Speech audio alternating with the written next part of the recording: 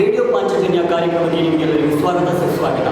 ಇವತ್ತಿನ ನಮ್ಮ ಕಾರ್ಯಕ್ರಮದಲ್ಲಿ ವಿಶೇಷವಾಗಿ ಅಂತ ಹೇಳಿದರೆ ಸಾಧಕರ ಪರಿಚಯ ಕಾರ್ಯಕ್ರಮದಲ್ಲಿ ಮುಖ್ಯವಾಗಿ ತುಳು ಮತ್ತು ಕನ್ನಡ ರಂಗಭೂಮಿಯಲ್ಲಿ ಹೆಸರುವಾಸಿಯಾದಂತಹ ಹಾಗೂ ಪ್ರಚಲಿತವಾಗಿ ಅನೇಕ ರಂಗಕ್ಷೇತ್ರದಲ್ಲಿ ತನ್ನನ್ನು ತೊಡಗಿಸಿಕೊಂಡಿರುವಂತಹ ಚೇತನ್ ರೈಮಾನಿ ಇದ್ದಾರೆ. ಸರ್, ತಮಗೆ ನಮ್ಮ ಕಾರ್ಯಕ್ರಮಕ್ಕೆ ಸ್ವಾಗತ ಸುಸ್ವಾಗತ.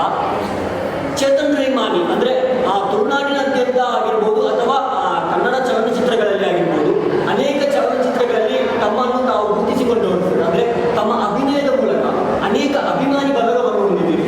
ಸುಮಾರು 13 ಕನ್ನಡ ಚಲನಚಿತ್ರಗಳಲ್ಲಿ ಅಭಿನಯಿಸಿದ್ದೀರಿ ಅಂತ ಹೇಳಿದ್ದೇವೆ. ಹಾಗೆ ತುಳು ಚಲನಚಿತ್ರಗಳಲ್ಲಿ ಹೆಚ್ಚಾಗಿ ಹಿಂದೆಯಿಂದಲೂ ನೀವು ಅಭಿನಯಿಸ್ತಾ ಇದ್ದೀರಿ.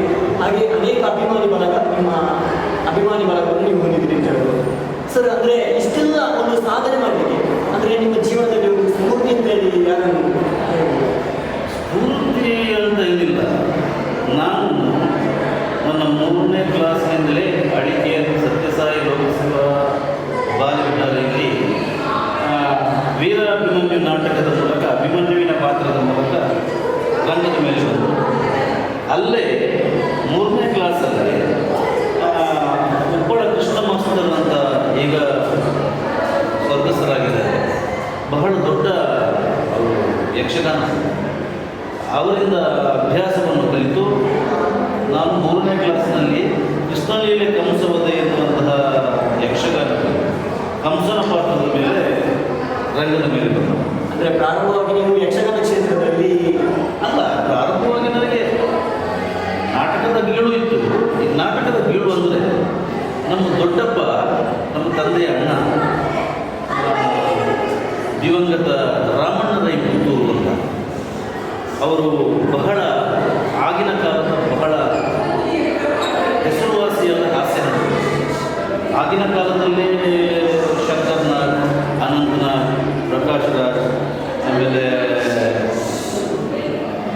ಶ್ರೀನಾಥ್, ಇವರ ಗರಡಿಯಲ್ಲಿ ಇವರೊಟ್ಟಿಗೆ ಅಭಿನಯವನ್ನು ಮಾಡಿಕೊಂಡಿದ್ದರು. ಇವರ ಅಭಿನಯವನ್ನು ನೋಡಿ ನೋಡಿ ನಾನು ಅಭಿನಯಿಸಬೇಕು ಅಂತ ನನ್ನ ಮನಸ್ಸಿಗೆ ಆಗ್ತಾ ಇತ್ತು. ಹಾಗಾಗಿ ಅವರು ನಾಟಕವನ್ನು ಮಾಡ್ತಾಯಿದ್ದರು. ರಂಗಭೂಮಿಯಲ್ಲಿ ಬಹಳ ದೊಡ್ಡ ಹೆಸರು, ಮಂಗಳೂರಿನ ರಂಗಭೂಮಿಯಲ್ಲಿ ಬಹಳ ದೊಡ್ಡ ಹೆಸರು. ಹಾಗಾಗಿ ನಾನು ಅವರ ಸ್ಫೂರ್ತಿಯನ್ನು ಪಡೆದುಕೊಂಡು ಬಂದೆ ಅಂತ ಹೇಳಿದರೂ ತಪ್ಪಾಗಲ್ಲ. ಈಗ ಅತಿ ಸಣ್ಣ ವಯಸ್ಸಿನಲ್ಲಿ ಅಂದರೆ ಒಂದು ರಂಗಕ್ಷೇತ್ರಕ್ಕೆ ಕಾಲಿಡ್ತು. ಅಂದರೆ ರಂಗಕ್ಷೇತ್ರ ಅಂತ ಹೇಳಿದ್ರೆ ಅದೊಂದು ವಿಶಾಲ ಸಮುದ್ರ ಇದ್ದಾಗೆ. ಈ ಸಣ್ಣ ವಯಸ್ಸಿನಲ್ಲಿ ನೀವು ರಂಗಕ್ಷೇತ್ರಕ್ಕೆ ಬರುವಾಗ ಯಾವುದಾದ್ರೂ ಬಗೆಯ ಒಂದು ಸಮಸ್ಯೆ ಅಂದರೆ ನನಗೆ ಈ ರಂಗಭೂಮಿ ಮೇಲೆ ಬರಬೇಕು, ನಾಟಕದಲ್ಲಿ ಅಭಿನಯ ಮಾಡಬೇಕು ಅಂತ ತುಂಬ ಒಳ ಆಸೆ ಅಂತ ಹೇಳ್ತೀವಿ. ಆವಾಗ ನಮ್ಮ ಶಾಲೆಯ ಮುಖ್ಯೋಪಾಧ್ಯಾಯರಾಗಿದ್ದವರು ನಮ್ಮ ಸಂಜೀವ್ ಶೆಟ್ಟಿ ಅಂತ ಅಳಿಕೆಯಲ್ಲಿ. ನಾನು ಕಲಿಯುವುದರಲ್ಲಿ ಬಹಳ ಹಿಂದೆ. ಹಾಗಾಗಿ ನಾನು ಕೇಳಿದೆ, ಸರ್ ನನಗೊಂದು ಪಾತ್ರ ಕಲಿ, ನಮ್ಮೇಲೆ ಪಾತ್ರ ಹೌದು. ಹೆಡ್ ಮಾಸ್ಟರ್ ಹೇಳಿದ್ದು, ಇಲ್ಲ ಸರ್ ನಾನು ಕಲಿತೇನೆ, ನನಗೊಂದು ಪಾತ್ರಕ್ಕಿದ್ರೆ ಏನಿಲ್ಲ, ಬೇಕಾದರೆ ಕಿಚನ್ ಮನೆಗೆ ಹೋಗು ಅಂತ ಹೇಳಿ, ಅಲ್ಲಿದೆ ತುಳಿದು ಬಾ, ಅದು ಓದು, ಆಮೇಲೆ ನೀನು ನಾಟಕದಲ್ಲಿ ಪಾತ್ರ ಮಾಡ್ಬೋದು. ನನಗೆ ಒಂದು ಸ್ವಲ್ಪ ಆಟ ಉಂಟು, ಇಲ್ಲ ನನಗೆ ಮಾಡಲೇಬೇಕು ಅಂತ ಹೇಳಿ ಹಾಸ್ಟೆಲ್ ಅಲ್ಲ. ಆಮೇಲೆ ಸ್ವಲ್ಪ ಹೊತ್ತಾದ್ಮೇಲೆ ಅವರೇ ಕರೆದು ನಿನಗೆ ನಾಟಕ ಅಂತ ನೀನು ಹೇಳ್ತೀಯಲ್ಲ, ನಿನ್ನ ಪಠ್ಯಪುಸ್ತಕದಲ್ಲಿ ಒಂದು ನಾಟಕ ಇದೆ. ಆಗ 3ನೇ ಕ್ಲಾಸಿನ ಪಠ್ಯಪುಸ್ತಕದಲ್ಲಿ ವೀರಾಭಿಮನ್ಯು ಅಂತ ಹೇಳುವ ಒಂದು ಸಿಲೆಬಸ್ ಉಂಟು, ಅದನ್ನೇ ಮಾಡ್ಬೋದು. ಏಕಪಾತ್ರ ಅಭಿನಯ ಅಥವಾ ಅಲ್ಲ, ನಾಟಕ, ನೀನು ಅದನ್ನೇ ಮಾಡು. ಸರ್ ಹೇಗೆ ಮಾಡು, ಅದು ನನಗೆ ಗೊತ್ತಿಲ್ಲ, ಎಲ್ಲ ಸೇರಿಸ್ಕೊ, ನಿನ್ನ ಇದ್ದಾರಲ್ಲ ಅಂತ ಗೆಳೆಯರಿದ್ದಾರೆ, ಅವ್ರನ್ನ ಸೇರಿಸು ಆಯಿತು ಅಂತ ಹೇಳಿ ನಾನು ಹೊರಗೆ ಬಂದು ನನ್ನ ಫ್ರೆಂಡ್ಸ್ಗಳನ್ನೆಲ್ಲ ಸೇರಿಸಿ ವೀರಾಭಿಮನ್ಯು ನಾಟಕ ಮಾಡಿದೆ. ಅವ್ರದ್ದು ಲವಕುಶ ಅಲ್ಲ, ನಮ್ಮ ಫಸ್ಟ್ ಏನು ಡ್ರಾಮಾ ಮಾಡ್ತಿದ್ರು ಲವಕುಶ ನಾಟಕ, ಅದಕ್ಕೆ ಡೈರೆಕ್ಟರ್ ಹೆಡ್ ಮಾಸ್ಟರ್ ಸಂಜೀವ್ ಶೆಟ್ಟರು. ನಿಮ್ಮದಕ್ಕೆ ಡೈರೆಕ್ಷನ್? ನಮ್ಮದಕ್ಕೆ ನಾನೇ ಯಾರಿಲ್ಲ, ನಾವು ಮಾಡಿದ್ದೆ ನಾಟಕ. ಬಟ್ ಅವರ ಲವಕುಶದಿಂದ ನಮ್ಮ ಈ ವೀರ ಅಭಿಮನ್ಯು ತುಂಬ ಚೆನ್ನಾಗಿ ಮೂಡಿ ಬಂತು. ಅಲ್ಲಿಂದ ಮತ್ತೆ ನಾನು ಹಿಂತಿರುಗಿ ನೋಡಲೇ ಇಲ್ಲ. ಅಲ್ಲಿ ವಾರ್ಷಿಕೋತ್ಸವದ ಎಲ್ಲ ನಾಟಕಗಳನ್ನು ಅಥವಾ ವಾರ್ಷಿಕೋತ್ಸವದ ಶಾಲೆಯ ಮಿಡ್ಲಲ್ಲಿ ನಾಟಕ ಮಾಡ್ತಾರೆ, ಯಕ್ಷಗಾನಗಳನ್ನು ಮಾಡಿಸ್ತಾರೆ. ಅದರಲ್ಲಿ ಎಲ್ಲ ನಮ್ಮದು ಮುಖ್ಯ ಪಾತ್ರ ಇದ್ದೇ. ಅಲ್ಲಿಂದ ಪ್ರಾರಂಭವಾದ ಪಯಣ ಸುಮಾರು ಈಗ 850ಕ್ಕಿಂತ ಹೆಚ್ಚು ನಾಟಕಗಳಲ್ಲಿ ನೀವು ಅಭಿನಯಿಸಿ ಖಂಡಿತ. ಅಂದರೆ ಈಗ ಯಾವ ರೀತಿಯಾದಂಥ ಒಂದು ಅನುಭವ ಆಗ್ತದೆ ಸರ್? ಅಂದರೆ ಅವತ್ತಿಗೂ ಇವತ್ತಿಗೂ ಕಂಪೇರ್ ಮಾಡಿ ನೋಡಿದ್ರೆ ನನ್ನ ಬಗ್ಗೆ ನನಗೆ ಹೆಮ್ಮೆ ಅಂತ ಅನಿಸ್ತದೆ. ಬಟ್ ನನಗೆ ಒಂದು ದುಃಖ ಏನಂತ ಹೇಳ್ಬಿಟ್ಟೆ, ನಾನು ಹೈಸ್ಕೂಲಲ್ಲಿ ಇರುವಾಗಲೇ ಮಂಗಳೂರಿನ ಖ್ಯಾತ ರಂಗಭೂಮಿ ಕಲಾವಿದರೊಟ್ಟಿಗೆ ನಾನು ಆ್ಯಕ್ಟಿಂಗ್ ಮಾಡ್ತಾಯಿದ್ದೆ. ಒಳ್ಳೊಳ್ಳೆ ಹೆಸರುವಾಸಿಯಾದ ರಂಗನಟರು, ಅವರೊಟ್ಟಿಗೆ ನಾನಾಗ ಹೀರೋ. ಬಟ್ ನಾನಾಗ ನನ್ನ ಸಾಮಾಜಿಕ ನಾಟಕಗಳಲ್ಲಿ ನನ್ನ ಕಲಾ ಪಯಣವನ್ನು ನಾನು ಪ್ರಾರಂಭಿಸಿದ್ದು ಸ್ತ್ರೀ ಪಾತ್ರದ ಮುಖಾಂತರ. ಆಮೇಲೆ ಹೀರೋ ಆದೆ. ಶಾಂತಾರಾಮ್ ಕಲ್ಲಡ್ಗೆಯವರ ನಾಟಕಗಳಲ್ಲಿ ಸ್ತ್ರೀ ಪಾತ್ರಗಳನ್ನು ನಾನು ಮೊದಲು ಮಾಡಿದ್ದೆ. ಆಮೇಲೆ ಹೀರೋ ಆಗಿ ಆಮೇಲೆ ವಿಲನ್ ಆದೆ. ವಿಲನ್ನಲ್ಲಿ ಜನಗಳು ಹೆಚ್ಚಾಗಿ ನನ್ನನ್ನು ಇಷ್ಟಪಡಲಿಕ್ಕೆ ಪ್ರಾರಂಭ. ಅದೇ ನನಗೊಂದು ಟ್ರೆಂಡ್ ಆಯಿತು. ಬಟ್ ನಾನು ಅದನ್ನು ಮತ್ತೆ ಚೇಂಜ್ ಮಾಡಿ ಸಾಮಾಜಿಕ ನಾಟಕಗಳಲ್ಲಿ ಹೀರೋ ಆಗಿ ಅಭಿನಯಿಸಿದೆ. ಹೀಗೆ ನಡೀತಿರ್ಬೇಕಾದ್ರೆ ಸ್ತ್ರೀ ಪಾತ್ರ ನಾನು ಮಾಡಬೇಕಾದ್ರೆ ನನ್ನ ತಾಯಿ ನನಗೆ ಹೇಳ್ತಿದ್ರು, ನಮ್ಮದು ಬೆಳ್ಳಿಪಾಡಿ ಫ್ಯಾಮಿಲಿ. ಅಂದರೆ ಮನೆಯಲ್ಲಿ ಸಪೋರ್ಟ್ ಇತ್ತು ಸರ್? ಇಲ್ಲ, ಅದೇ ನಾನು ಹೇಳ್ತಿದ್ದು ಅದೇ ವಿಷಯಕ್ಕೆ ಬರ್ತದೆ. ಒಂದು ಫ್ಯಾಮಿಲಿ ಬೆಳ್ಳಿಪಾಡಿ ಫ್ಯಾಮಿಲಿ. ದಕ್ಷಿಣ ಕನ್ನಡ ಜಿಲ್ಲೆಯಲ್ಲಿ ಹೆಸರುವಾಸಿಯಾದ ಬಂಟ ಕುಟುಂಬದ ಮನೆತನ ಅದು ಬೆಳ್ಳಿಪಾಡಿ ಫ್ಯಾಮಿಲಿ. ನೀನು ಅದರಲ್ಲಿ ಹುಟ್ಟಿ ಬಣ್ಣ ಹಚ್ಚಿದೆ ಅಂತಾದರೆ ಬಣ್ಣ ಹಚ್ಚುವುದು ನಲಿಕೆ ಜನಾಂಗದವರು, ಕೋಲ ಕಟ್ಟುವವರು. ನೀನೇನು ಕೋಲ ಕಟ್ಟುವವರ? ನನಗೆ ತುಂಬ ಹೊಡಿದರು ಮನೆಯಲ್ಲಿ ಬೈದೆ. ಆದರೂ ನಾನು ತಪ್ಪಿಸಿ ರಾತ್ರಿ ಹೋಗೋದು ನಾಟಕಕ್ಕೆ. ನನಗೆ ಗೊತ್ತಿದೆ ಬರುವಾಗ ಗೊತ್ತಿತ್ತು. ಯಾರ್ಯಾರೆಂದು ಸೀರೆ ರವಿಗೆ ಎಲ್ಲ ತಗೊಂಡು ಅದನ್ನು ಅಲ್ಲಿ ಮುಟ್ಟಿಸಿ ಮತ್ತೆ ನಾಟಕದಲ್ಲಿ ಸ್ತ್ರೀ ಪಾತ್ರ ಮಾಡುವಂತ ಹೇಳ್ತಾ ಹೋಗುವಾಗ ಹೌದು ಕೆಲವರಿಗೆ ಅದೊಂದು ಇರ್ತದೆ ಮೈಂಡ್.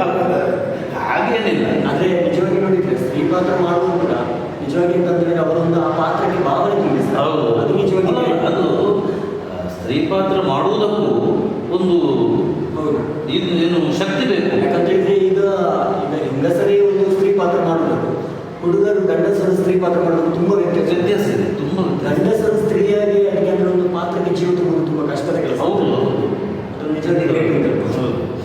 ಆಮೇಲೆ ನಾನು ಬಂದಾಗ ಬಿಟ್ಬಿಡ್ತಿತ್ತು ಮನೆಯಲ್ಲಿ. ಬಟ್ ಆಗ ನಾನು ಹೇಳ್ತಾ ಇದ್ದೆ, ನೋಡಿ ನಾನು ಒಂದಲ್ಲ ಒಂದು ದಿವಸ ಸಿನಿಮಾದಲ್ಲಿ ಬರ್ತೇನೆ ಅಂತ ನೆಗಡ್ತಾ ಇದ್ದೆ ಅಷ್ಟೇ. ನಾನು ಈ ಸಿನಿಮಾ ಫೀಲ್ಡಿಗೆ ಬಂದು ಆಮೇಲೆ ಇಲ್ಲಿ ಕಾಲೇಜಾಗಿ ನಾನು ಬಾಂಬೆಗೆ ಹೋದೆ.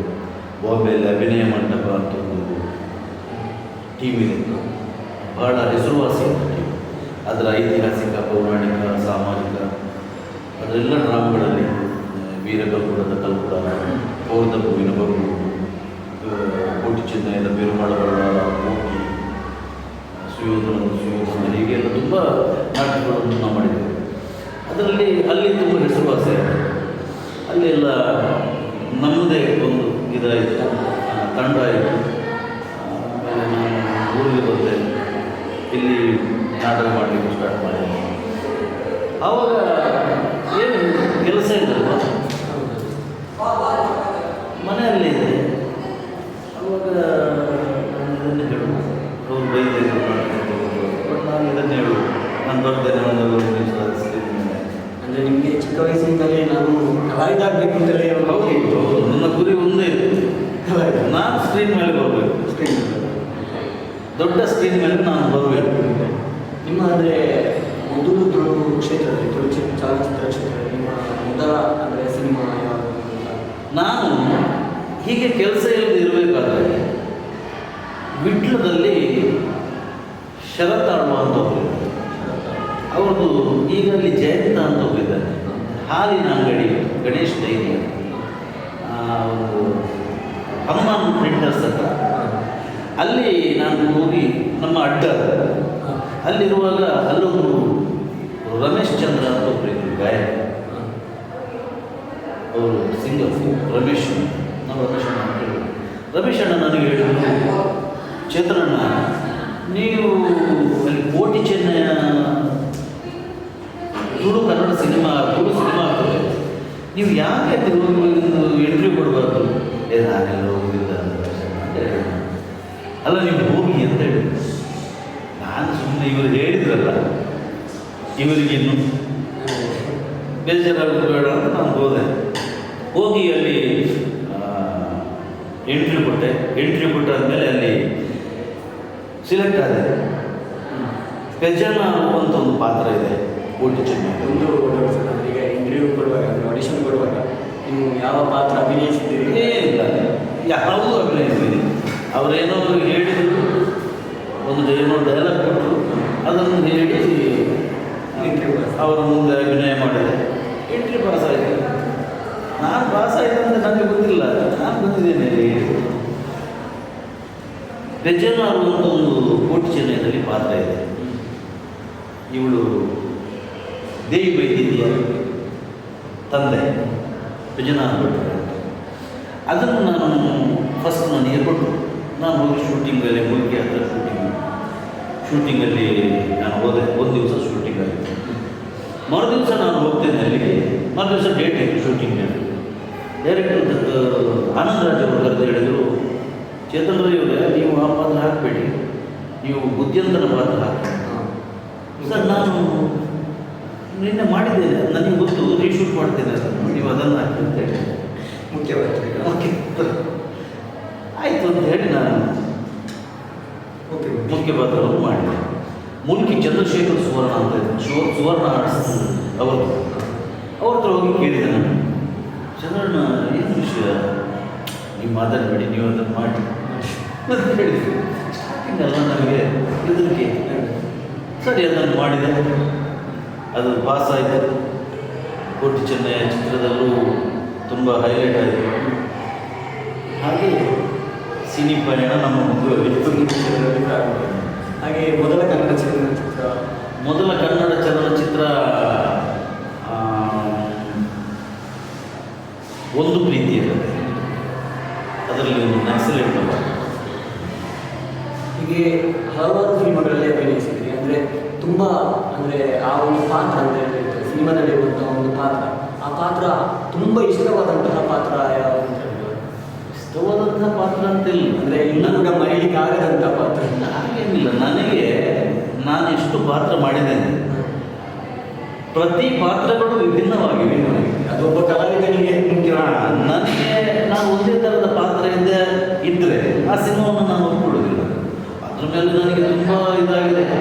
ಅವನು ದೊಡ್ಡ ಜನದಾಗಿ ಮಾಡ್ತಾನೆ, ಒಂದು ಹಣ ತುಂಬ ಕೇಳ್ತಾನೆ, ಹೀಗೆ ತುಂಬ ನನ್ನ ಮೇಲೆ ಆಪಾದನೆಗಳೆಲ್ಲ ಬಂದಿವೆ. ಬಟ್ ನನಗೆ ಇದ್ದಿದ್ದು ಅದು ಒಂದೇ ಥರ ಇದೆ. ಜನಗಳು ಅಂಚನೆ ಮಾರೆ ತುಂಬದಲ್ಲಿ ಕಡೆ ಮಾಡ್ತೀನಿ ಅಂತ ಹೇಳೋದು ಅದು ನನಗೆ ಇಷ್ಟ ಇಲ್ಲ. ಹಾಗಾಗಿ ನಾನು ಮಾಡಿದ ಯಾವ ಪಾತ್ರಗಳು ಇಷ್ಟು ತನಕ ಮಾಡಿದ್ದೇನೆ ಅದೆಲ್ಲ ಪಾತ್ರಗಳು ನನಗೆ ಇಷ್ಟ. ಹೌದು. ಮತ್ತೊಂದು ಅಂತ ಹೇಳಿದ್ರೆ, ಈಗ ನೀವು ಕೆಲವರು ಈಗ ಸಿನಿಮಾ ಕ್ಷೇತ್ರದಲ್ಲಿದ್ದರೆ ರಂಗಕ್ಷೇತ್ರವನ್ನು ಬಿಟ್ಟುಬಿಡ್ತಾರೆ ಸಿನಿಮಾ ಕ್ಷೇತ್ರಕ್ಕೆ ಹೋದ ತಕ್ಷಣ. ಆದರೆ ನಮಗೆ ತಿಳಿದಿರುವ ಪ್ರಕಾರ ಚೇತನ್ ರೈ ಮಾನಿಯವರು ಸಿನಿಮಾ ಕ್ಷೇತ್ರದೊಟ್ಟಿಗೆ ಇನ್ನೂ ಕೂಡ ರಂಗಕ್ಷೇತ್ರದಲ್ಲಿ ಕೂಡ ಇದ್ದಾರೆ ಅಂದರೆ ಖಂಡಿತ ಇದನ್ನು ಎರಡಕ್ಕೂ ಹೇಗೆ ನಿಭಾಯಿಸ್ತಾರೆ?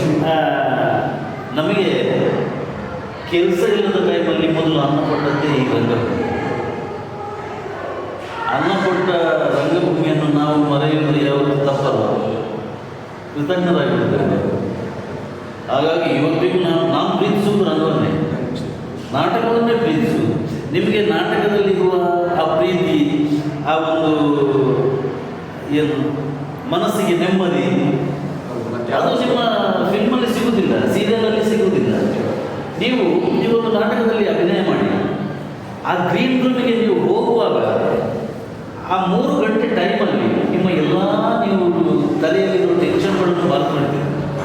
ನಿಮ್ಮ ಗೆಳೆಯರೊಟ್ಟಿಗೆ ನೀವೆಲ್ಲ ಮಾತಾಡಿಕೊಂಡು ಕಷ್ಟ ಸುಖ ಹೇಳ್ಕೊಂಡು ನೆಗಾಡಿಕೊಂಡು ತಮಾಷೆ ಮಾಡ್ಕೊಂಡಿದ್ದೀರಿ. ಈಗ ನಾಟಕ ಬಂದು ಮನೆಗೆ ಹೊರಡಿತು ಅಂತ ಹೇಳುವಾಗ ಸ್ಟಾರ್ಟ್ ಆಗ್ತದೆ. ನಾಳೆ ಪ್ರಶ್ನೆ. ಬಟ್ ಅದರಲ್ಲಿ ಸಿನಿಮಾದಲ್ಲಿ ನೀವು ಒಂದು ಶಾರ್ಟ್ ಆದಮೇಲೆ ಕೂತ್ಕೊಂಡು ನಾಳೆ ಅಂತ ಯೋಚನೆ ಮಾಡೋದು ನೀವು. ಅಂದ್ರೆ ಈಗ ರಂಗಕ್ಷೇತ್ರದಲ್ಲಿ ಅಂದರೆ ನಾಟಕದಲ್ಲಿ ಮುಖ್ಯವಾಗಿ ನಾಟಕದಲ್ಲಿ ನಿಮಗೆ ಯಾವ ಪಾತ್ರ ಅಂದರೆ ಹೆಚ್ಚಾಗಿ ಸಿಕ್ಕಿದೆ? ನಾಟಕದಲ್ಲಿ ಶಾಂತಿಕತೆ ನಾನು ಹೇಳಿದ್ದೇನೆ, ಸ್ತ್ರೀ ಪಾತ್ರ. ಆಮೇಲೆ ನಾಯಕ ನಟನಾಗಿ ರಾವಣನ ಪಾತ್ರ ನಿಮಗೆ ತುಂಬ ಅಂದರೆ ಜನರಿಗೆ ಅಂದರೆ ಅದಕ್ಕೆ ತುಂಬ ಅಭಿಮಾನಿ ಬಳಗವನ್ನು ಹೊಂದಿದ್ರಂತೆ ರಾವಣನ ಪಾತ್ರ. ರಾವಣನ ಪಾತ್ರಕ್ಕೆ ಅಂತಲ್ಲ, ಬಟ್ ನನ್ನ ಎಲ್ಲ ಪಾತ್ರಕ್ಕೂ ನಾನು ತುಂಬ ಎಲ್ಲ ಪಾತ್ರ ನಾನು ಮಾಡುವಂಥ ಪ್ರತಿ ಪಾತ್ರಗಳಿಗೂ ನನಗೆ ವೈಯಕ್ತಿಕವಾಗಿ ಅಭಿಮಾನಿಗಳು ತುಂಬ ಇದ್ದಾರೆ. ಅದು ದೇವರ ಮತ್ತೊಂದು ಸರ್ ಅಂದರೆ ನೀವು ಅಂದರೆ ಮುಖ್ಯವಾಗಿ ಈಗ ಪದವಿ ಮುಗಿಸಿದರೆ ನೀನಸಮ್ಗೆ ಹೋಗಿ ಸೇರ್ತೀರಿ. ನೀನಸಮಲ್ಲಿ ಯಾವ ರೀತಿಯಾದಂತಹ ಒಂದು ಅನುಭವ ನಿಮಗೆ? ಅದು ತುಂಬ ಕಷ್ಟ. ಆ 1 ವರ್ಷ ಆದರೆ KV ಸುಬ್ಬಣ್ಣ ನಮ್ಮ ಪ್ರಿನ್ಸಿಪಲ್ BV ಕಾರಂತ್ರಿ ಅವರು ನಮ್ಮನ್ನು ತೊಡಗಿಸಿದಂಥ ಮರೆಯುವುದಕ್ಕೆ ಸಾಧ್ಯವಿಲ್ಲ. ಅಂದರೆ ನಾವು ಅಷ್ಟು ಕಲ್ತಿದ್ದೀವಿ, ಅವರು ಅಷ್ಟು ನಮಗೆ ಟಾರ್ಚರ್ ಕೊಟ್ಟರು, ನಾವು ಅಷ್ಟು ಕಲ್ತಿದ್ದೀವಿ. ಕಲೀಲಿಕ್ಕೆ ಬಟ್ ಅದು ಈಗ ನಮಗೆ ಉಪಯೋಗಕ್ಕೆ ಬರ್ತಾ ಇದೆ. ನೀವು ರಂಗದಲ್ಲಿ ನನಗೆ ಗೊತ್ತೇ ಇರಲಿಲ್ಲ, ರಂಗದಲ್ಲಿ ಅಷ್ಟು ಇದೆ ಅಂತ ನನಗೆ ಗೊತ್ತೇ ಇರಲಿಲ್ಲ. ಅಲ್ಲೇ ನಾಟಕಗಳಲ್ಲಿ ಮಾಡಿ ಬೆಳೆದವರು ರಂಗದ ಎಂಟ್ರಿ ಮತ್ತು ರಂಗ ಚಲನೆ, ಲೈಟ್ ನಾವು ಹೇಗೆ ತಗೊಳ್ಬೇಕು, ಒಬ್ಬ ವ್ಯಕ್ತಿ ರಂಗದ ಮೇಲೆ ಇರುವಾಗ ಯಾವ ಆ್ಯಂಗಲಲ್ಲಿ ನಾವು ಹೋಗಬೇಕು, ರಂಗದಲ್ಲಿ ಎಷ್ಟು ಆ್ಯಂಗಲ್ಗಳಲ್ಲಿ ನಾವು ಹೋಗ್ಬೋದು, ಸ್ಟೇಜಲ್ಲಿ ಹೇಗೆ ಸ್ಟೇಜ್ ಕವರ್ ಮಾಡಬೇಕು, ಹೇಗೆ ಮೈಕ್ ಕವರ್ ಮಾಡಬೇಕು, ಇದೆಲ್ಲ ಕಲಿಸುತ್ತೆ. ಮತ್ತೊಂದು ಸರ್ ಅಂದರೆ ಈಗ ಬದಲಾದ ಕಾಲಘಟ್ಟಕ್ಕೆ ತಕ್ಕಂತೆ ಅಂದರೆ ಈಗ ಕೆಲವೊಂದು ಈಗ ರಂಗಕ್ಷೇತ್ರದಲ್ಲಿ ಆಗಿರ್ಬೋದು, ಈಗ ನಾಟಕ ನೋಡುವವರ ಸಂಖ್ಯೆ, ಯಕ್ಷಗಾನ ನೋಡುವವರ ಸಂಖ್ಯೆ ಕಡಿಮೆ ಆಗ್ತದೆ. ಅಂದರೆ ಯುವಜನತೆಯಲ್ಲಿ ಈಗ ಡಿಜಿಟಲ್ ಮೊಬೈಲಲ್ಲಿ ನೋಡ್ತಿದ್ದೀವಿ, ಇದ್ರ ಬಗ್ಗೆ ಏನು? ನಾನು ಅದನ್ನು ಒಪ್ಪುವುದಿಲ್ಲ. ನೋಡಿ, ಒಂದು ಕಾಲ ಇತ್ತು ನಾಟಕ ಎಷ್ಟು ಬೇಕಾಗಿತ್ತು, ಡೈಲಿ ನಾಟಕ ನನಗೂ ಇತ್ತು, ಡೈಲಿ ನಾಟಕ. ಮಧ್ಯದಲ್ಲಿ ಪಟ್ಲ ಸತೀಶ್ ಶೆಟ್ಟರು ಯಕ್ಷಗಾನಕ್ಕೆ ಎಂಟ್ರಿ ಆದಮೇಲೆ ನಿಮ್ಮ ITBTಯಿಂದ ಹಿಡಿದು ಕೆಳಗಿನ ನಮ್ಮ ಹಳ್ಳಿಯ ತನಕ ಎಲ್ಲರೂ ಯಕ್ಷಗಾನದ ಆಕರ್ಷಿತರಾದರು. ನಾಟಕಗಳ ಸಂಖ್ಯೆ ಕಡಿಮೆ ಆಯಿತು, ಯಕ್ಷಗಾನ ಟೀಕೆಗೆ ಬಂತು. ಇವಾಗ ಯಕ್ಷಗಾನವೂ ಇದೆ, ನಾಟಕವೂ ಇದೆ. ಇವಾಗ ಸಾಮಾಜಿಕ ನಾಟಕ ಕಡಿಮೆ ಆಗಿದೆ, ಪೌರಾಣಿಕ ನಾಟಕಗಳು, ಐತಿಹಾಸಿಕ ನಾಟಕಗಳು, ಚಾರಿತ್ರಿಕ ನಾಟಕಗಳು ಜಾಸ್ತಿ ಆಗಿದೆ, ಜನಪದ ನಾಟಕಗಳು ಜಾಸ್ತಿ ಆಗಿದೆ. ಅದಕ್ಕೆ ನಿಮಗೆ ಉದಾಹರಣೆ ವಿಜಯಕುಮಾರ್ ಗುಡಿಯಲ್ಬೈಲವರ ಶಿವದೂತ ಗುಡಿ. ಈಗ ಹಲವಾರು ಕಡೆಗಳಲ್ಲಿ ನಾಟಕ ರಂಗದ ಕ್ರಾಂತಿ ಮಾಡಿದ್ರು, ಸಿನಿಮಾ ರಂಗದಲ್ಲೂ ಕ್ರಾಂತಿ ಮಾಡಿದ ಮನುಷ್ಯ. ಎಷ್ಟೋ ವರ್ಷ ನಿಂತ ನೀರಾಗಿದ್ದ ತುಳು ನಾಟಕ ಸಿನಿಮಾ ರಂಗದ ಒರಿಯಾಡುಗರಿ ಹೆಸರು ಮೂಲಕ ಲಿಫ್ಟ್ ಮಾಡಿದ್ರು. ಈಗ ರಂಗಭೂಮಿ ಸಾಮಾಜಿಕ ನಾಟಕದಿಂದ ಯಾವ ಹಾಸ್ಯ ನಾವು ಹೇಳ್ತೇವಲ್ಲ, ಹಾಸ್ಯಕ್ಕೆ ಒತ್ತಾಗ್ತಾ ಇತ್ತು, ಅದನ್ನು ಎತ್ತಿ ಹಿಡಿದು ಈಗ ಶಿವದುರ್ಗ ಗುಡಿಗೆ ಕ್ರಾಂತಿ ಅಂತ ಸಾಕ್ತಾರೆ.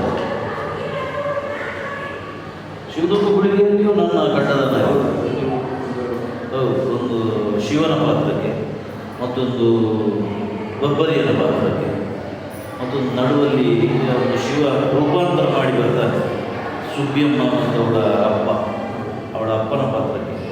3 ಪಾತ್ರಗಳಿಗೆ ನಾನು ಈಗ ಸರ್ ಮತ್ತೊಂದು ಅಂತ ಹೇಳಿದ್ರೆ ಈಗ ಹೆಚ್ಚಾಗಿ ಇಂದಿನ ಸಮಾಜದಲ್ಲಿ ಹೇಗಂತೇಳಿದ್ರೆ ಕೆಲವೊಂದು ಹುಡುಗರು ಹೇಗಂತ ಹೇಳಿದ್ರೆ ಕಲಿಬೇಕು ಅಂತ ಇರ್ತದೆ, ರಂಗಕ್ಷೇತ್ರಕ್ಕೆ ಬರಬೇಕು, ನಾಟಕದಲ್ಲಿ ಅಭಿನಯಿಸಬೇಕು, ಚಲನಚಿತ್ರಕ್ಕೆ ಹೋಗಬೇಕು ಅಂತ ತುಂಬ ಆಸೆ ಆಗ್ತದೆ.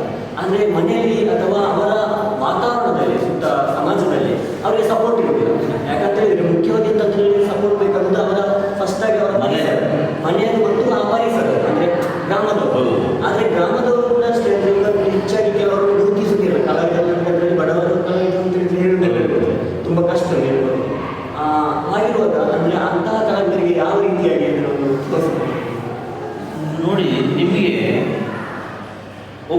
ಕಲೆ ಇದೆ ಅಂತ ಹೇಳಿದರೆ ಅದು ಕಲೆ ಎಲ್ಲರಲ್ಲಿ ಬರುವುದಿಲ್ಲ, ಅದು ಹುಟ್ಟಿನಿಂದ ಬರಬೇಕು. ಒಬ್ಬನ ಇದೆ ಅಂತ ಹೇಳಿದರೆ ಅದನ್ನು ಅವನು ತೋರ್ಪಡಿಸಬೇಕು. ಅದನ್ನು ಅವನಲ್ಲೇ ಇಟ್ಟುಕೊಂಡು ನನಗೆ ಮಾಡಬೇಕು ಅದಾಗುವುದಿಲ್ಲ. ನಿನ್ನಲ್ಲಿರುವ ಕಲೆಯನ್ನು ನೀನು ಪ್ರದರ್ಶಿಸು. ಏನಾದರೂ ಮಾಡಿ ಒಂದು ಸಲ ಪ್ರದರ್ಶಿಸು, ಎರಡನೇ ಸಲ ನಿನ್ನನ್ನು ಬೇರೆ ಯಾರಾದರೂ 10 ಕಣ್ಣುಗಳಿದ್ದರೆ 2 ಕಣ್ಣುಗಳು ಕ್ಯಾಚ್ ಮಾಡ್ತೇವೆ ಅದನ್ನು ಹಿಡಿದು ಅವನು ಬರ್ತಾರೆ. ಇವಾಗ ನಾನೇ ಕೆಲವು ಕಡೆ ಜಜ್ಮೆಂಟಿಗೆ ಹೋಗ್ತೇನೆ, ನಾಟಕದ ಜಜ್ಮೆಂಟಿಗೆ ಹೋಗ್ತೇನೆ. ಕೆಲವು ಕಡೆ ಇಲ್ಲೇ ಬಂದಿದೆ, ನಾಟಕದ ಸ್ಪರ್ಧಾ ನಾಟಕದ ಜಜ್ಮೆಂಟಿಗೆ ಹೋಗ್ತಾ ಇದ್ದೆ. ಅಲ್ಲಿ ನಾನು ಕೆಲವರನ್ನು ಗುರುತಿಸಿ ನಮಗೆ ಅಲ್ಲಿ ಒಂದು ಫಿಲ್ಮಲ್ಲಿ ಏನಾದರೂ ಒಂದು ಕ್ಯಾರೆಕ್ಟರ್ ಇದ್ದರೆ ಇಂಥವ್ರು ಇದ್ದಾರೆ ಇವ್ರನ್ನ ಹಾಕಿ ಅಂತ ನಾನು ಹೇಳ್ತೇನೆ. ಅದು ಹೆಚ್ಚಾಗಿ ನಾಟಕದ ರಂಗದಲ್ಲಿದ್ದವರನ್ನು ನಾನು ಫಿಲ್ಮಲ್ಲಿ ನನ್ನ ಟೀಮಲ್ಲಿ ನನ್ನ ತಂಡದವರು ಯಾರಿದ್ದಾರೆ, ನಮ್ಮ ಕಲಾವಿದರು ಬೆದ್ರ ತಂಡದವರನ್ನು ಹೆಚ್ಚಾಗಿ ನಾನು ತಗೊಂಡೋಗಿದ್ದೇನೆ. ಆಮೇಲೆ ನಮ್ಮ ನಾಗನ ಒಡಚಿಲ್ಲ ಆ ತಂಡದವರನ್ನು ಕರ್ಕೊಂಡು ಹೋಗಿದ್ದೆ. ಹೆಚ್ಚಾಗಿ ನನ್ನ ಫ್ರೆಂಡ್ಸ್ಗಳು ಯಾರಿದ್ದಾರೆ ಅವ್ರನ್ನೆಲ್ಲ ಸಿನಿಮಾ ರಂಗಕ್ಕೆ ಮೋಸ್ಟ್ ಆಗಿ ಪರಿಚಯ ಮಾಡಿಸಿದ್ದು ನಾನು. ನೋಡಿ, ನನ್ನ ಶಿಷ್ಯ ಒಬ್ಬ ಇದ್ದಾರೆ, ಪರಮ ಶಿಷ್ಯ ಚಂದ್ರ ಶೆಟ್ಟಿ ಮಾಡಿ ಬಲಿತೆಲುಗಲ್ಲಿ ಮತ್ತು ಹಲವಾರು ನಾಟಕಗಳಲ್ಲಿ ಅವನು ಅಭಿನಯಿಸಿದ್ದಾನೆ. ಒಳ್ಳೆ ನಟ. ಅವನಿಗೆ ಒಂದು ಕಾಲು ಸ್ವಲ್ಪ ನಡೀಲಿಕ್ಕೆ ಆಗೋದಿಲ್ಲ, ಅಂದರೆ ಮೊದಲು ಸರಿ ಇಲ್ಲ. ಒಂದು ಜ್ವರ ಬಂದು ಡಾಕ್ಟರ್ ಇಂಜೆಕ್ಷನ್ ಕೊಟ್ಟಾದ್ಮೇಲೆ ಕಾಲು ವೀಕ್ ಆಗಬೇಕು. ಆದಮೇಲೆ ಅವನಿಗೆ ಸ್ವಲ್ಪ ನಡೆಯುವಾಗ ಇದಾಗ್ತದೆ. ಅವನಿಗೆ ನಾಟಕದಲ್ಲಿ ಮಾಡಬೇಕು ಅಂತ ಆಸೆ, ಆದರೆ ಯಾರು ತಗೊಳ್ತಾ ಇದ್ದೀನಿ. ನಾನು ಅವನಿಗೆ ಒಂದು ಚಾನ್ಸ್ ಕೊಟ್ಟೆ, ನಾಟಕದಲ್ಲಿ ಕಲಿಸಿದೆ. ನಾನು ಅವನಿಗೆ ಪೆಟ್ಟು ಎಷ್ಟು ಕೊಟ್ಟಿದ್ದೇನೆ ಅಂತ ಅವನನ್ನು ನೀವು ಕೊಡಬೇಕು. ರಂಗದಲ್ಲಿ ಹೋಗಿ ಅವನು ಆ್ಯಕ್ಟಿಂಗ್ ಮಾಡಿ ಬರಬೇಕಾದ್ರೆ ನಾನು ಅವನಿಗೆ ರಿಪೀಟ್ ಉಂಟಲ್ಲ ಅದರಲ್ಲಿ ಕೊಟ್ಟಿದ್ದೀನಿ. ರಂಗ ನಡೆ ನೀನು ತಪ್ಪಾಯಿತು ಅಂತ ನಾನು ಹೇಳಿಕೊಟ್ಟದ್ದು, ಹಾಗೆ ಮಾಡು. ಬಟ್ ಅದನ್ನು ಇವತ್ತು ಅವನು ಹೇಳ್ತಾನೆ. ಅವನಿಗೆ ಇವತ್ತು ಎಲ್ಲಾದರೂ ಪುರಸ್ಕಾರ ಸನ್ಮಾನ ಆಗ್ತಿದ್ದಾರೆ, ನನಗೆ ಖುಷಿ. ನನ್ನ ಶಿಷ್ಯ ನಾನು ಹೇಳಿಕೊಟ್ಟು, ಬಟ್ ಅವನು ಅದನ್ನು ಮರೆತಿಲ್ಲ. ಅವನು ಹೇಳ್ತಾನೆ,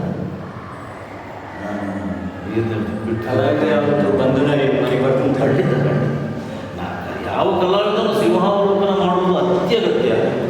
ಬಂದ ದಾರಿಯನ್ನು ಯಾರು ಮರೆಯುತ್ತಾನೋ ಅವನಿಗೆ ಕಲೆ ಕೈ ಹಿಡಿಯುವುದನ್ನು ಖಂಡಿತ. ನೀವು ರಂಗದ ಮೇಲೆ ಕುಡಿದು ಹೋಗುವುದು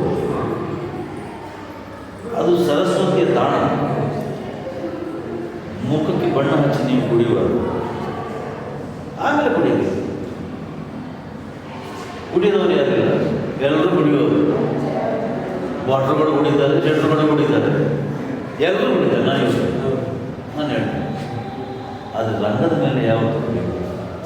ರಂಗದ ಮೇಲೆ ಕುಡಿದವರು ಅದೇನಾಗಿದ್ದಾರೆ, ಅವರ ಸ್ಥಿತಿ ಗತಿ ಏನಾಗಿದೆ ಅಂತ ನಿಮಗೆ ಗೊತ್ತಿರಲಿಕ್ಕಿಲ್ಲ, ನಮಗೆ ಗೊತ್ತಿಲ್ಲ. ಅಷ್ಟು ಲಾಸ್ಟಿಗೆ ಅವರು ಸಾಯುವಾಗ ಅವರ ಸ್ಥಿತಿ ಏನೆಲ್ಲ ಇಲ್ಲಾಂದರೆ ಫಸ್ಟ್ ಆಗಿ ವಿಷಯದಲ್ಲಿ ಏನಂತ ಹೇಳಿದ್ರೆ ನಿಮ್ಮ ಪುತ್ರಿಯವರು ಅವರು ಕೂಡ ಅಂದರೆ ರಂಗಕ್ಷೇತ್ರಕ್ಕೆ ಬರ್ತಾ ಇದ್ದಾರೆ. ಈಗಾಗಲೇ 3 ಚಲನಚಿತ್ರಗಳಲ್ಲಿ ಮುಖ್ಯ ಪಾತ್ರದಲ್ಲಿ ನಟಿಸಿದ್ದಾರೆ. ನನ್ನ ದೊಡ್ಡ ಮಗಳು ಬೆನ್ಯ, ಸಣ್ಣ ಮಗಳು ಕೂಡ ಒಂದು ಚಲನಚಿತ್ರದಲ್ಲಿ ಮಾನ್ಯ ಇಲ್ಲೇ ವಿವೇಕಾನಂದ ಕಾಲೇಜ್ ಇಂಗ್ಲೀಷ್ ಮೀಡಿಯಂ ಸ್ಕೂಲ್ನ 5ನೇ ತರಗತಿ ವಿದ್ಯಾರ್ಥಿನಿ ಇವಳು, ಚಿಕ್ಕ ಮಗಳು. ದೊಡ್ಡ ಮಗಳು ಇಲ್ಲಿ 10th ಮುಗಿಸಿ ಇಂಗ್ಲೀಷ್ ಮೀಡಿಯಂ ಸ್ಕೂಲ್ ಇಂಗ್ಲೆಯಲ್ಲಿ ಅಭ್ಯಾಸ ಮುಗಿಸಿ ಈಗ ವಿವೇಕಾನಂದ ಕಾಲೇಜ್ ಅಲ್ಲಿ ಡಿಗ್ರಿ ವಿದ್ಯಾರ್ಥಿ, BCom ವಿದ್ಯಾರ್ಥಿ. ಅವಳು ರಾಷ್ಟ್ರ ಪ್ರಶಸ್ತಿ ಹಾಗೂ ರಾಜ್ಯ ಪ್ರಶಸ್ತಿ ವಿಜೇತ ನಿರ್ದೇಶಕ ಚೇತನ್ ಮುಂಡಾಡಿ ಅವರ ಭಾವಪೂರ್ಣ ಸಿನಿಮಾದಲ್ಲಿ ನಾಯಕಿಯಾಗಿ, ಇತ್ತೀಚೆಗೆ ಸೌಂದರ್ಯ ಹೌದು ಅದರಲ್ಲಿ ನಾಯಕಿಯಾಗಿ ನಟಿಸ್ತಾರೆ. ಆಮೇಲೆ ಕಿರುತೆರೆಯ ಬಹಳ ದೊಡ್ಡ ಹೆಸರು ನಿರ್ದೇಶನದ್ದು ಹಯವದನ. ಹಯವದನ ಸರ್ ಅವರದ್ದು ಎಲ್ಲೋ ಜೋಗಪ್ಪ ನಿನ್ನ ಅರಮನೆ, ಆ ಚಿತ್ರದಲ್ಲಿ ನಾಯಕಿ. ಅದೆಲ್ಲಲ್ಲಿ ಉತ್ತರಾಖಂಡ ಎಲ್ಲ ಶೂಟಿಂಗ್, ಇದು ಮನಾಲಿ ಉತ್ತರಾಖಂಡ. ಅದನ್ನು ಜನ್ಮದಲ್ಲಿ ಮರೆಯುವಾಗಿಲ್ಲ. ಚಳಿ ಅಂದರೆ ನಮಗೂ ಹೇಳಿ ಬಂದ ಮೇಲಿಂದ ಸ್ನೋ ಬೀಳ್ತಾ ಇರ್ತದೆ. ಇಲ್ಲಿ ಚಳಿ ಅಂದರೆ ತಡ್ಕೊಳ್ಳೋಕ್ಕಾಗೋದಿಲ್ಲ, ಮೈ ಮೇಲೆ ಬಟ್ಟೆ ಇಲ್ಲ, ಅಂಥ ಪರಿಸ್ಥಿತಿಯಲ್ಲೆಲ್ಲ ತುಂಬ ಇದಾಗಿದೆ. ಆಮೇಲೆ ಒಂದು ಪುಷ್ಪರಾಜ್ ರೈ ಅಂತ ಅವರ ನಿರ್ದೇಶನದ್ದು ಹಾರಾಟ ಅಂತ ಒಂದು ಕನ್ನಡ ಫಿಲ್ಮ್. ಅದರಲ್ಲಿ ನಾನು ಇದ್ದೇನೆ, ಅವಳು ಇದ್ದಾಳೆ. ನನ್ನ ಚಿಕ್ಕ ಮಗಳು ಅವಳ ತಂಗಿಯ ಪಾತ್ರದಲ್ಲಿ ಮಾಡಿದ್ದಾರೆ. Family package. ನಾನು ಬೇಡ ಅಂತ ಹೇಳಿದೆ, ಬಟ್ ಅವರನ್ನು ಬಹಳ ಆತ್ಮೀಯ ಮಿತ್ರರು ಪುಷ್ಪರಾಜ್ ರೈ. ಹಾಗಾಗಿ ಅದೊಂದು ಕ್ಯಾರೆಕ್ಟರ್ ನೀವು ಮಾಡಲೇಬೇಕು. ಆಯ್ತಪ್ಪ ಮಾಡ್ತೀನಿ.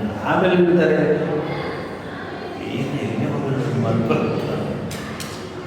ಸರಿ. ಹಾಗೆ ಅದಾಯ್ತು. ನೀವು ಶೂಟಿಂಗ್ ಬಾಕಿ ಇದೆ, ಸ್ವಲ್ಪ ಬಾಕಿ ಇದೆ ಇಬ್ಬರು. ಸರಿ ಸರ್, ಅಂದರೆ ಈಗ ನಿಮ್ಮ ಅಂದರೆ ಬಿಡುವಿನ ಅವಧಿಯಲ್ಲಿ ನಮಗೆ ಒಂದು ಇಷ್ಟೊತ್ತು ಮಾತಾಡಲಿಕ್ಕೆ ಸಿಗ್ತದೆ, ನಮಗೆ ಧನ್ಯವಾದಗಳು ಅಂತ ಹೇಳ್ಬೋದು. ಹಾಗೆ ಅಂದರೆ ಒಬ್ಬ ಕಲಾವಿದನಿಗೆ ಬೆಳಿಬೇಕು ಅಂತಿದ್ರೆ ಒಂದು ವೇದಿಕೆ ಅಂತ ಹೇಳೋದು ಮುಖ್ಯವಾಗಿರ್ತದೆ. ಹಾಗೆ ನಿಮ್ಮ ಜೀವನದಲ್ಲಿ ಕೂಡ ಅಷ್ಟೇ ಅದೆಷ್ಟೋ ಸನ್ಮಾನಗಳು, ಪುರಸ್ಕಾರಗಳು ನಿಮಗೆ ಲಭಿಸಿದೆ. ಇನ್ನೂ ಕೂಡ ಹೆಚ್ಚಿನ ಪುರಸ್ಕಾರಗಳು ನಿಮಗೂ ಲಭಿಸಿದೆ. ಹಾಗೆ ನಿಮ್ಮ ಮಕ್ಕಳಿಗೂ ಬರಲಿ ಅಂತ ಆಶಿಸ್ತೇನೆ, ದೇವರಿಗೆ ಕೂಡ ಪ್ರಾರ್ಥಿಸ್ತೇನೆ. ಇಷ್ಟೊತ್ತು ನಮ್ಮ ಕಾರ್ಯಕ್ರಮವನ್ನು ಚೆಂದಗೊಳಿಸಿಕೊಂಡಂತಹ ರಂಗಭೂಮಿ ಕಲಾವಿದರಾದಂತಹ ಸಿನಿಮಾ ನಟರಾದಂತಹ ಚೇತನ್ ರೇಮಾನಸರಿಗೆ ಧನ್ಯವಾದಗಳು. ಹಾಗೆ ಈ ಕಾರ್ಯಕ್ರಮವನ್ನು ಕೇಳ್ತಾ ಇರುವಂತಹ ಹಾಗೂ ವೀಕ್ಷಿಸ್ತಾ ಇರುವಂತಹ ಎಲ್ಲ ನನ್ನ ಆತ್ಮೀಯರಿಗೆ ಧನ್ಯವಾದಗಳು ಸಲ್ಲಿಸ್ತಾ ಈ ಕಾರ್ಯಕ್ರಮವನ್ನು ನಿರ್ಮಿಸಿದೆ.